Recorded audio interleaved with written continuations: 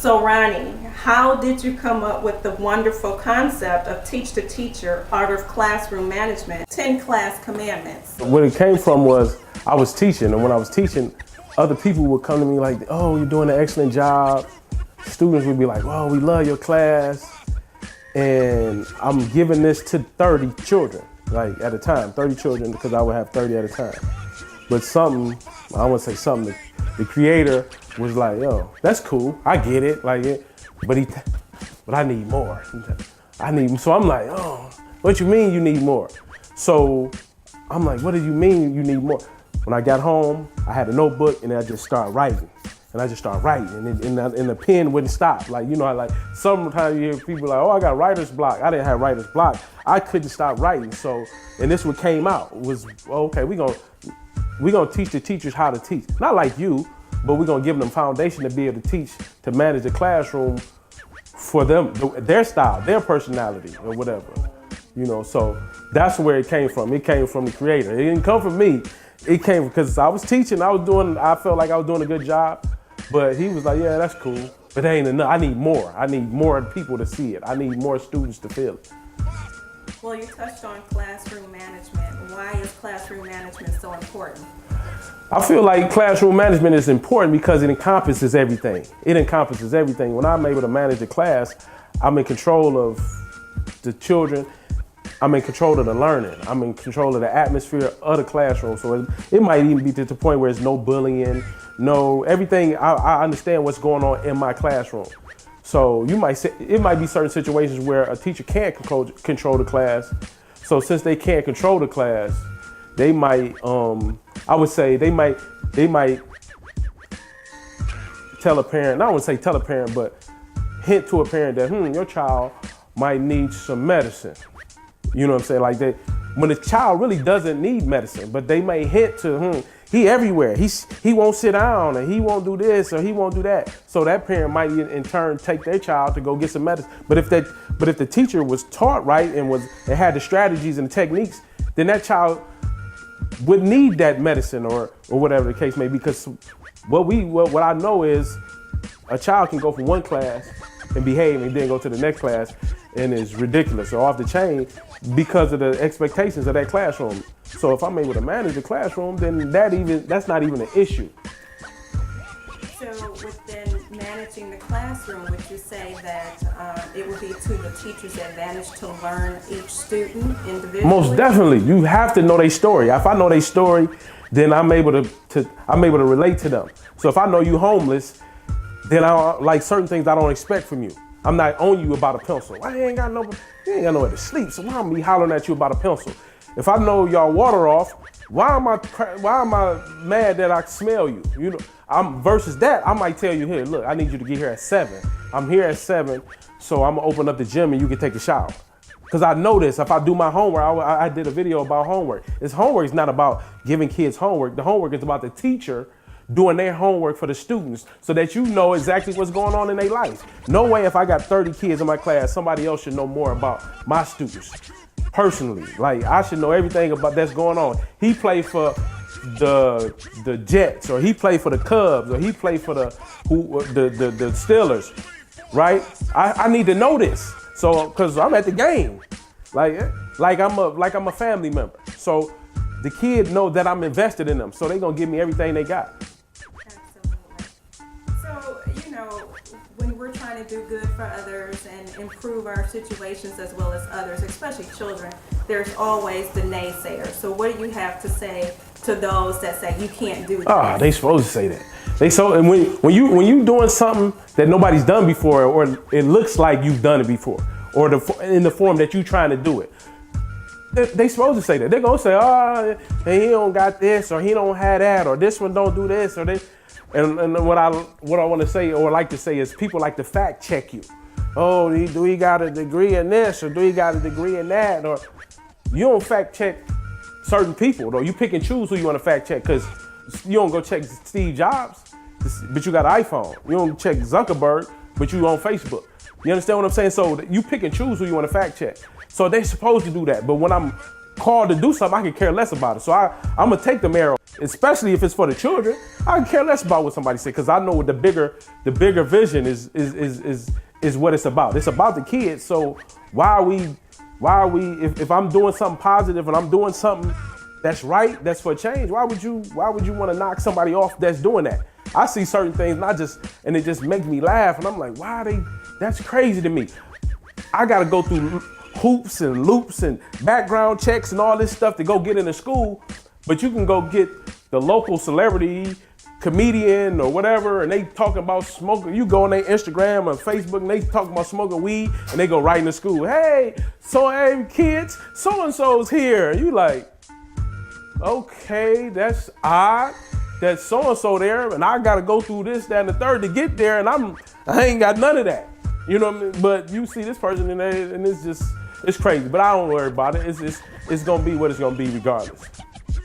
Well, we know most people gravitate towards what quote unquote the norm is or what they're comfortable with. Do you think what you're doing today is too different or non-traditional to catch a hold?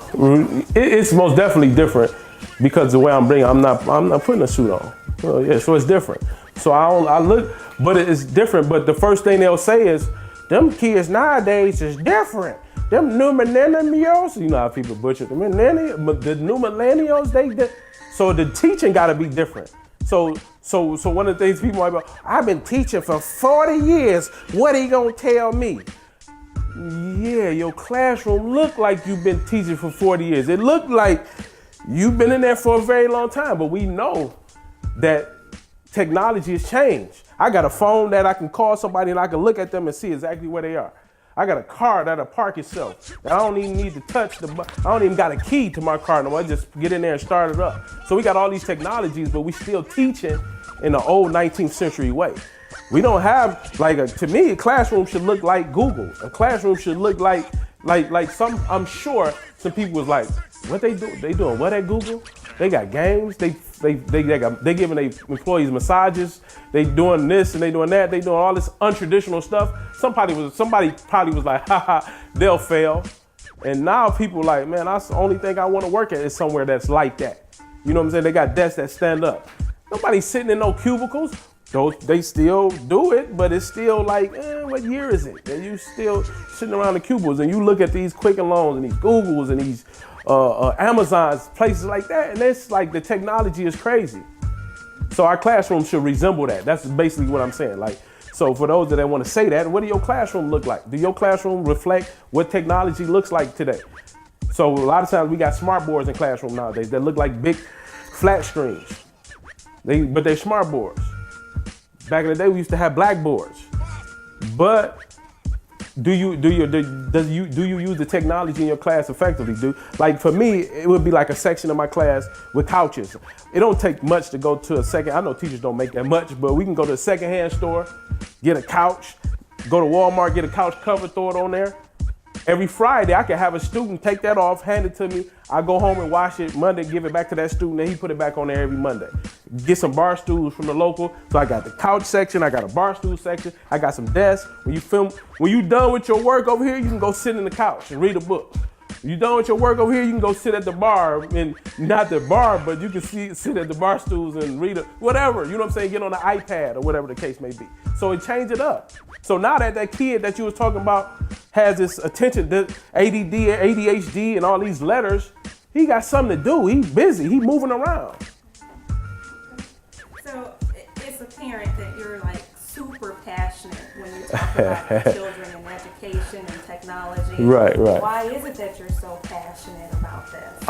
I'm passionate about it because the reason I'm passionate about it is because growing up, I didn't see people that looked like me.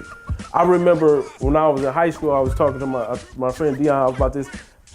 We was at DePores and Les Brown came to St. Martin DePores. And, you know, we kids, we laugh and joke, like, who's this guy, you know?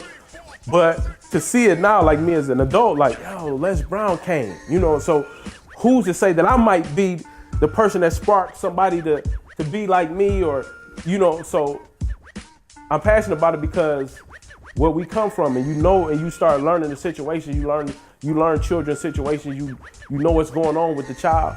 you want them to be able to win. What I learned about the inner city and at-risk kids is we get in the game and we down 20 points, or we down 2 touchdowns and we kicking off. So before the game even starts, we down 14 points and we kicking the ball off. So we behind the 8 ball, like on their way to school, they walking past abandoned buildings and all this type of stuff. Their competition is getting bused to school and nice areas, and you know what I'm saying? So of course I'm passionate about it. I'm trying to even the playing field. Like that's what it is. That's what it's about. Trying to get to where we at least get even. At least when we get in the game, we down 10. You know what I'm saying? But to be down 20 when the game started, it's not fair. So, just what's your vision or goal for Teach the Teacher 10 Class Commandments? My vision is. If I told you my vision, I'd scare y'all, because I scare myself sometimes with it. Like it's scary, but the goal is to almost like each one teach one. But if I can teach, like what it was when it came to me, it was like you teaching 30. This one person is teaching 30 kids. What if I could teach 30 teachers what I know? Then that's 900 kids that can get it, et cetera, et cetera, et cetera. So the goal is to teach as many teachers as possible. So if I teach 1,000 teachers, then the goal is being like, oh, okay, like now kids are being reached across across the inner city, not even necessarily inner cities, but at-risk areas across the United States, maybe even the world. I'll say the world, because I'm gonna shoot big. Les Brown say you shoot for the moon, you might catch a star or two. I'm trying to catch some stars.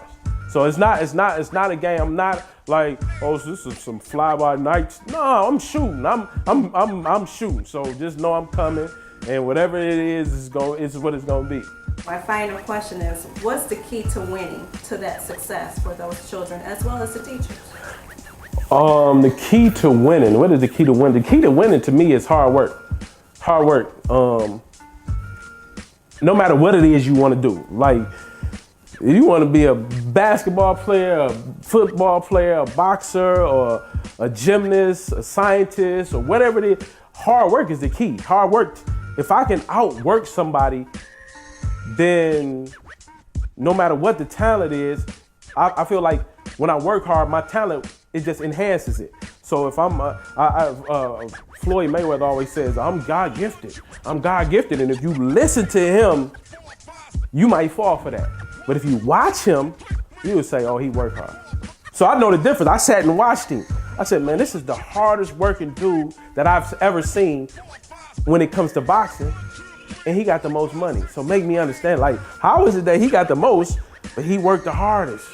But he'll hit you with, oh, I'm God gifted. You know what I'm saying? And he gonna say that, but you don't see the part where he working harder than you.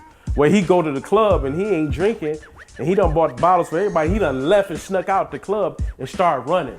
He done took off and started running, and he's doing all this. And so hard work is the key. I always hashtag hard work is a talent. Like, so for me, like in this run, I'm reading more than I've ever read before. Like I read more books in the last, I read more books in the last 2 months than I read in the last 2 years.